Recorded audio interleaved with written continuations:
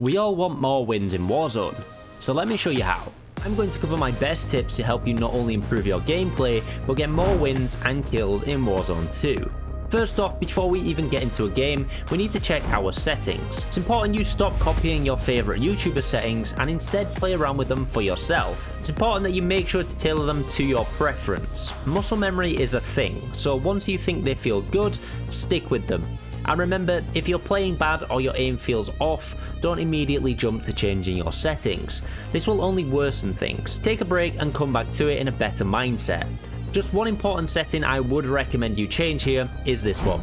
This is Prioritize Interact. It's the equivalent of contextual tap from Warzone 1. It will speed up your looting as you'll only need to tap once to pick things up. This means you can grab what you need faster and you're not hanging around in busy POIs where people may be waiting for you. A quick mention here is your loadout. You need to pick what works for you and what suits your playstyle. It's important to take a moment and think about your playstyle for a minute. Do you prefer to sit back and play a little more reserved? Or do you like to get up close and personal, shooting at everything in sight? This will determine the best loadouts for you. For instance, if I'm wanting to get some high kill games, I'll run an AR and an SMG, but maybe if I wanted to sit back and relax a little more, I'd run a sniper and an SMG. It's important that you set your loadouts up to match your playstyle. For instance, do you need to prioritize your damage range or more your movement and ADS speed? It's the simple things that'll add up but make all the difference. If you need help deciding on which loadout is the best to run, stick around until the end. As we head into Al Mazrah, we need to think about our drop location. Is your playstyle more relaxed or more aggressive? This will determine your drop location. If you like to play more relaxed, you should think about landing off the path of the drop lane and perhaps a little further away in a quieter POI. If you want more kills or to improve your gunplay and fight positioning, land hot, loot fast and get to work. I should mention this will also depend on what contracts I would recommend you go for. If you play more reserved, I'd recommend you go for the safe crackers.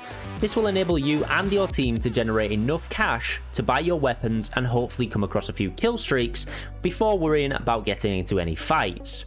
However, if you play more aggressive and go for the bounties, you'll not only generate a good amount of cash, but also rack up some kills and pick some good loot up along the way. Bear in mind, how far you land from the drop plane means there's probably going to be less people, which does mean less opportunity for fights to really improve your gun skill if that's a concern of yours. Positioning in Warzone 2 should be your top priority. This is essential with the slower paced nature of the game. It's important to remember high ground will always be better, and giving yourself the best position possible already gives you an advantage in a gunfight. Don't put yourself in places you can easily be killed and open areas. Think about moving through cover, from cover to cover, and avoiding anywhere that can be overlooked. If you like to play rooftops, keep an eye out for snipers.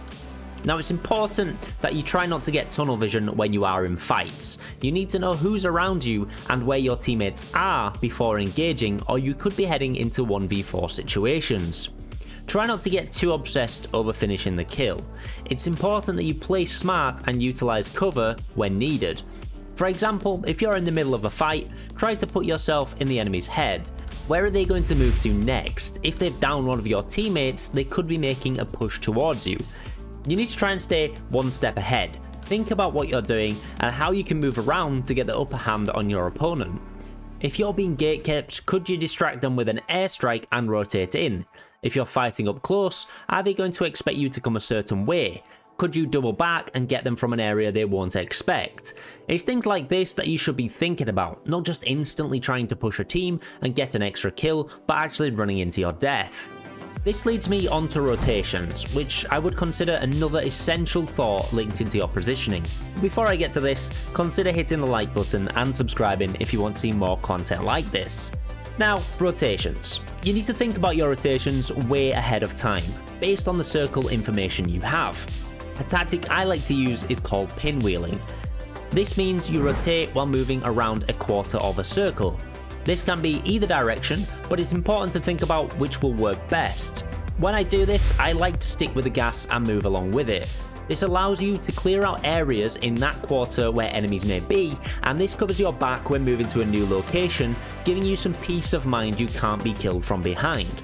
Think of the gas as an extra bit of cover. Once more, while doing this, it's important to put yourself in the enemy's shoes. Where do you think people could be coming from? Is there certain POIs nearby? Maybe a buy station or a nice location in the previous circle? You really need to plan ahead and check around when moving in. Personally, I don't think it's a great idea to stay in one spot. Even if you have the endgame circle, I don't like to hold the center. For me, this means everyone is going to be fighting for your position and you're going to be fending off wave after wave. Instead, I'd rather rotate in a little late. However, it's important that you get the timing right with this, as too late could leave you in a bad position completely. Once more, think ahead and start planning out your rotations and positions the best you can. Communication is what really takes your game up a notch. Now, if you play solo, this doesn't really apply to you, but if you play with friends, listen up. It's important you don't just scream at your teammate or yell he's one shot when they've still got plates. You need to be communicating effectively with your team. Let them know when you're moving, if you're going to push, or where you might be heading to. It's important to keep an eye on your minimap too, just to make sure you don't stray too far from each other and can't back each other up quickly in a gunfight. Work together when taking on another squad, you'll be much better in numbers. If you push solo because you downed a player, you never know if he had multiple teammates with him, unless it's duos of course, but that's a little different. If you play quads and don't tell your teammates you're pushing, this could leave you facing a 1v4, then your team being disadvantaged. However, if you work together, it gives a much better opportunity for flanking a team, rather than all pushing through the same door where enemies are expecting you. One thing I do need to talk about here is Regame, and this is when we enter the gulag and hopefully get our win. What do we do after this? Now I would recommend you try find a safe cracker in a quiet POI, somewhere towards the edge of the circle where it will give you the opportunity to get cash as fast as possible. Once you have this, you can then think about buying your friend or your loadout. But what you need to be aware of is the later the game goes on, there will most likely be people camping the buy stations or around the buy stations. So you need to think, will getting your friend back or getting your loadout get you killed? And sometimes you will have to play selfish, and it may not be ideal for you to travel to the other end of the map in order to get your friend back. It's all about thinking on your feet and thinking, will this get me killed? Is there likely to be people there? Should I play a bit more selfish and go for the best place possible? And who knows, it might end with a win. Now this feels like it's only a short rundown. However, it's important you put all this together and practice. The biggest tip that I can give you is to reflect on your games when you die. Rather than immediately raging, save your gameplay and watch it back, or have a discussion with your teammates. Think about what it was that led to your death, how you could perhaps handle the situation differently, and maybe what might have led to a better outcome. However, sometimes there's just no escaping some deaths, and that's okay. You'll only improve by practicing and thinking about what you need to improve on. This way it'll all become second nature and you'll begin to do it without having to think about it. Now, as I mentioned earlier, loadouts. If you need to know the best loadouts to help you, you can watch this video here. Thank you for watching and I'll see you next time.